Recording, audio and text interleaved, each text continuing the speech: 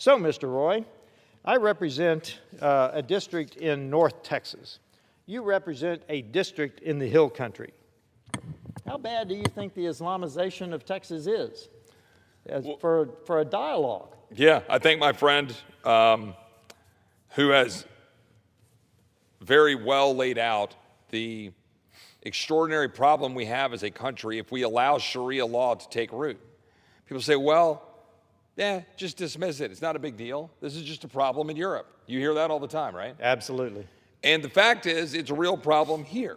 And it's not just Dearborn, Michigan, where some people get some headlines. It's not just New York City right now, where you now have Mayor Mamdani and, prayer calls in the middle of Manhattan.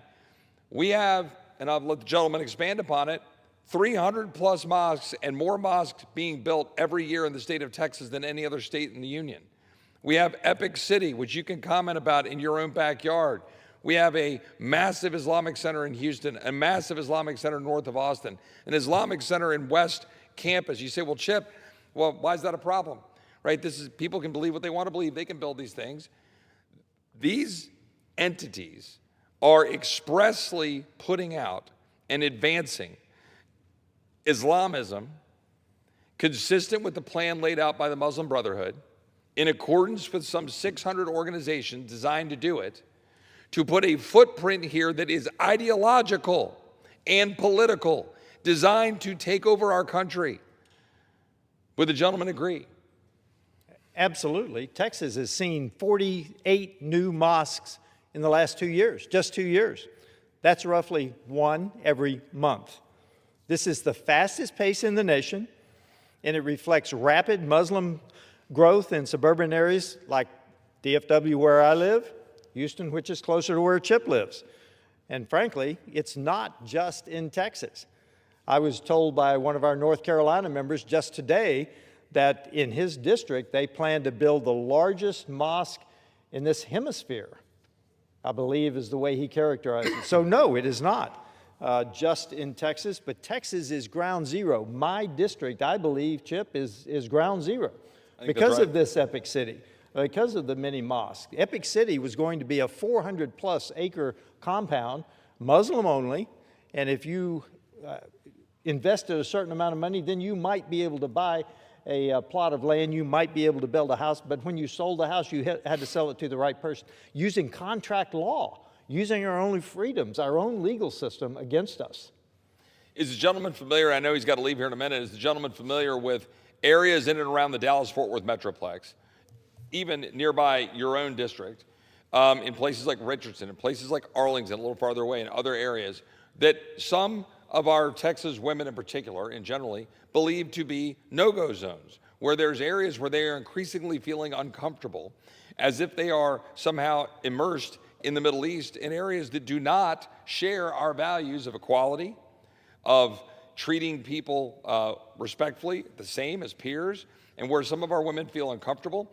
Is the gentleman familiar that that is the case, and in fact, in the Dallas-Fort Worth Metroplex, from what we understand? Absolutely. I understand that from the local officials, and the women are not comfortable traveling there because, frankly, to quote an imam, women are animals created by Allah to be used by men.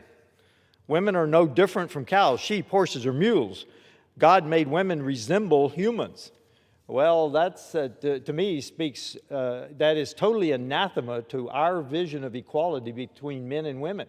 Not that men are women, not that women are men. We can define what a woman is, but women have certain rights, individual rights under our concept of individual human rights. Under Sharia law, it is total submission. It is totally different. We need to understand that. One last point, because I get thrown in my face quite frequently that, well, our founders would be appalled that we are raising these issues and questioning people's ability to carry out and practice their faith. I know that the gentleman is a student of our history and the Constitution, a student of military history, and I'm confident that he is well apprised of the engagement that Thomas Jefferson had with respect to the Barbary pirates and the Barbary Wars. And when posed with the question that Jefferson posed, said, well, why do you make war with us? And the response was, as the gentleman knows, well, we are commanded to in the Quran. Now, to which Jefferson was fairly appalled, as you would expect him to be.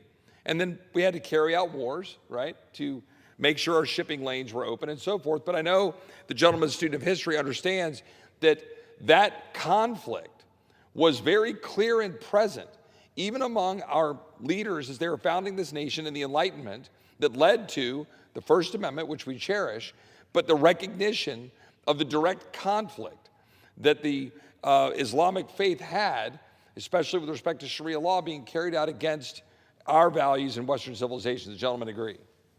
Absolutely. In fact, there is a term now that's being used, civilization jihad.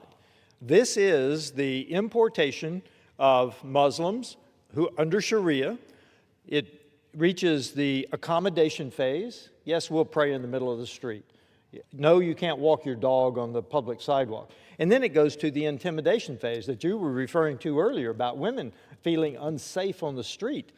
We do not want to get to the position where Great Britain is, where they have rape gangs that kidnap young girls off of the street, take them, fill them full of drugs and alcohol, rape them mercilessly, and then the police arrest the young women for being drunk in public. We do not want to get to that point that the UK is currently. Well, I thank my friend. I think he has to go to another engagement. I want to thank him for his leadership in working with me and co-founding the Sharia-free America Caucus. We now have, are we 46, 45? 46 members strong and growing, and I would invite colleagues on either side of the aisle to join. We should all be united in having a Sharia-free America. It is inconsistent with our values. I appreciate his leadership. I appreciate his public service. I appreciate his friendship, and I wish him well this evening. Thank you very much for allowing me to participate. Thank you, my good friend. I yield the gentleman to the gentleman. Appreciate it. Thank you, sir.